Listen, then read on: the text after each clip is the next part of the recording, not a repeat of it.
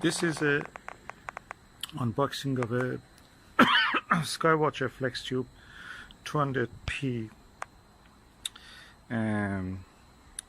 telescope. This is a Dobsonian. I've already set up the stand for it, the base. This is Skywatcher Flextube 250p. That's 10-inch, the size of the parabolic mirror of this. And I've already set up that. That's part of the furniture as if. But this one is the actual telescope, the optical tube.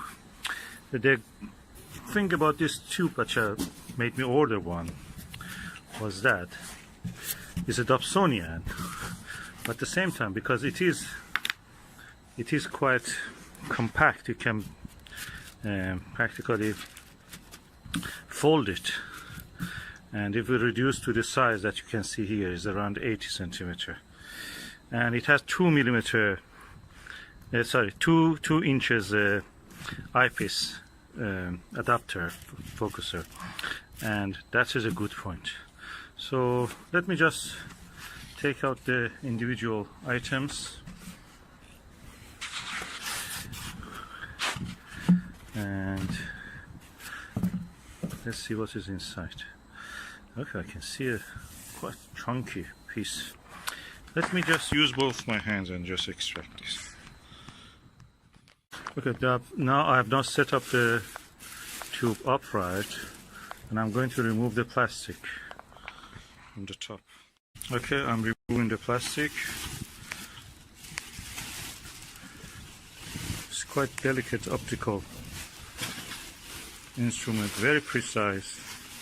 As you can see, it has a dust cap, like a shower cap, for the top part of it, and a separate cap for the optical part. I've heard people saying that when removing this stopper here, you can actually shut it tight, so it will not be this gap of 1 inch here, and you can use this dust cap on the top part. It will be completely isolated. Have a look around it. It has a swiveling axis here, handles for using it, carrying it, or guiding it. These are the screws that you can loosen up and extend the 4 individual bars to extend the tube. That is the massive eyepiece focuser, and you can see the size there. I'll go from the other side and show you. And you can see the massive eyepiece focuser from this angle, and this is a 10-inch telescope, 250 millimeter, and focus 1200. So the F number, or focal ratio of this, which means that how wide you can see the sky, the angular width of the sky to see through this, is quite good. It's less than 6, 5.7 or 8. I'm now going to lift it and put it on the stand and see how it will do. Wish me luck. I'm now going to lift it and put it on the stand and see how it will do. Wish me luck.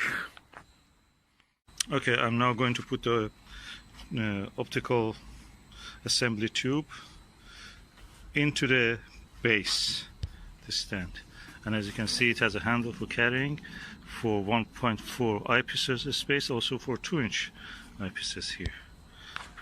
So let's do it now. Oh, that was easier than what I thought. You must try it with a German equatorial mount to know what I mean, how easy it is.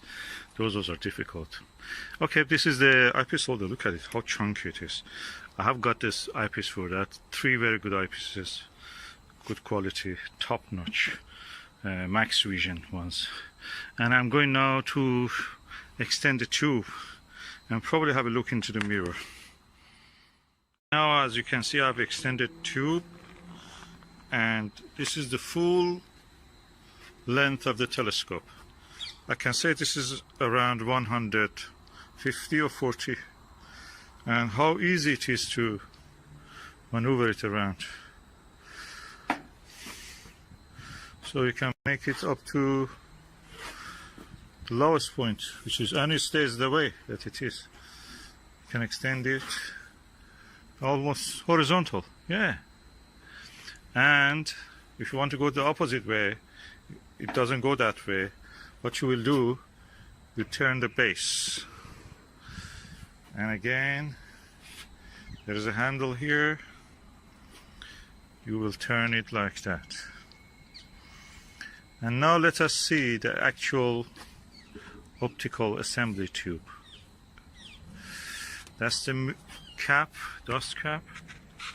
This is the beautiful mirror of this lovely telescope.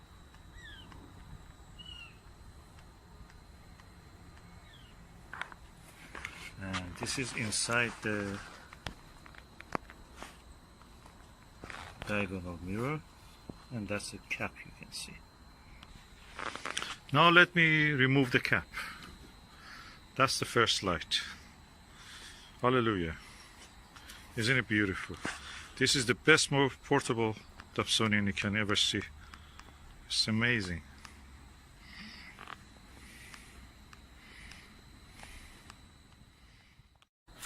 Of course, this is the telescope itself. Looks like a Keck telescope or like a Mount Palomar.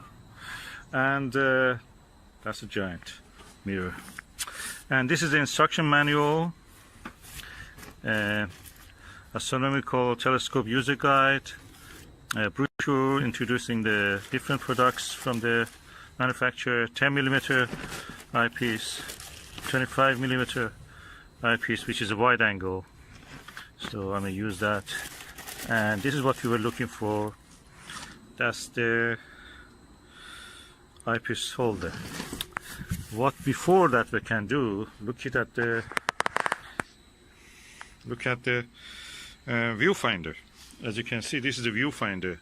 On its own is a different, is a telescope on its own. I can say this is probably around 50mm and quite impressive size for an eyepiece. I can use it as a telescope. Now I'm going to put the viewfinder here. It's very easy. It's a dovetail bracket. It slides here. So I'm going to do it now, and I will show you the result. I cannot stop admiring the ease of installation in this telescope. Everything is so easy to work with. Telescopes, you know that. Even the smallest one with the German equatorial one are a pain to work with. This is such a giant telescope and it's so easy. Okay, I've installed the viewfinder, and I'm now removing the cap of it to show you the lens. This is the first view of the lens. Beautiful. And I'm now going to remove this lens cap on the end part of it. And let us see how it looks if I look through this viewfinder. It should be a wide angle view. I noticed that the telescope a little bit slides down, so probably I should adjust the tension and the spring or whatever I have to do here. I'm sure there is something for that. And anyway, that's something that I have to read the manual for that. At the moment I'm not going to interfere with this. I'm just putting the lens cap, removing the lens cap from this cap from the viewfinder, just to be able. This is the eyepiece holder, and this is the adapter for 2 to 1.1 inch. And I will just loosen up the screws and let it fit into that place. This is the eyepiece holder, and this is the adapter for 2 to 1.1 inch. And I will just loosen up the screws and let it fit into that place. I've now fitted that adapter, and I will remove the cap here.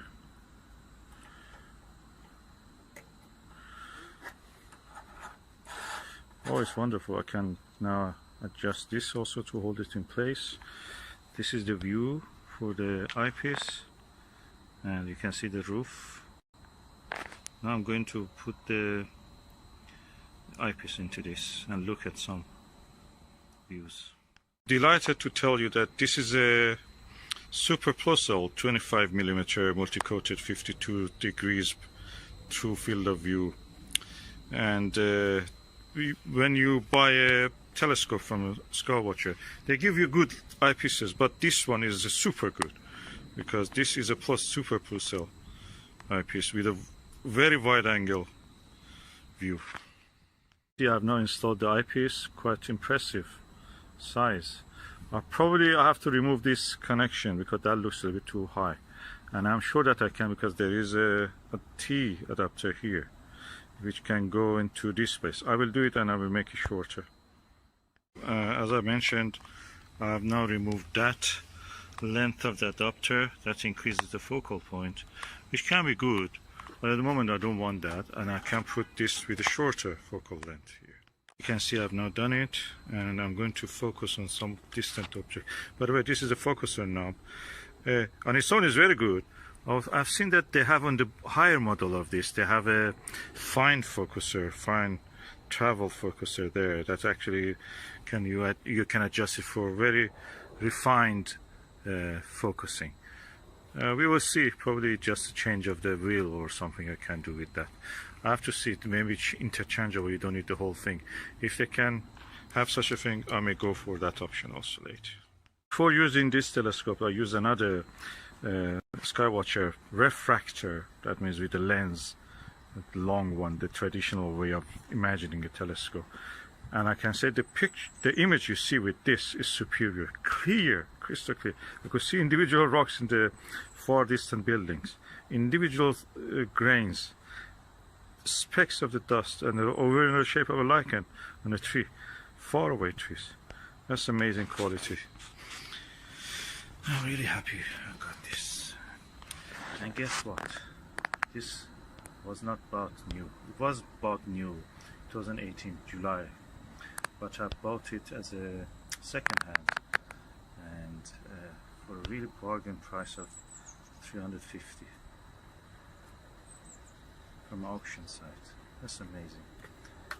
This is a telescope that would have cost in the past probably 1,000, 2,000 pounds, and the new is actually that price, around 900 pounds. And in a step I can just dismantle it now. I've put all the lens cap. Now I collapse the telescope back. Okay, I already have put the telescope down. Now I put the cap on it. The cap is back, and now remove the viewfinder.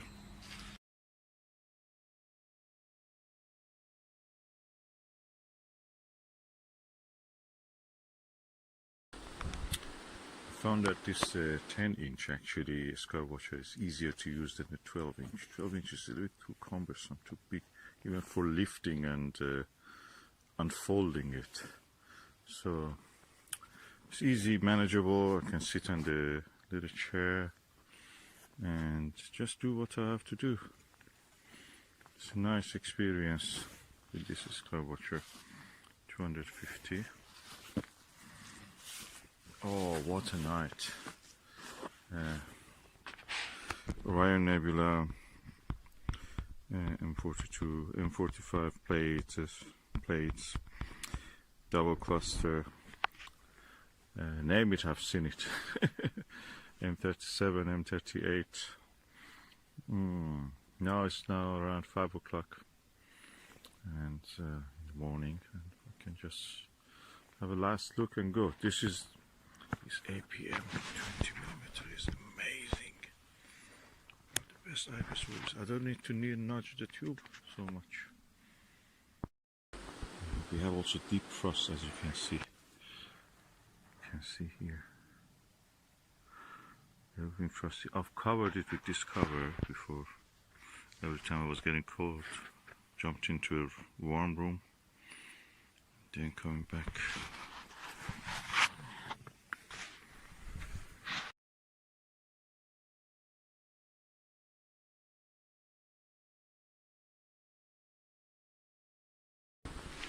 This is the Skywatcher Flextube 250p, and it's a 10-inch telescope, refractor, Newtonian, collapsible, and it has a focal length of 1200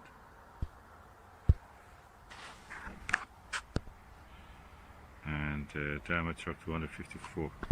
Now looking at the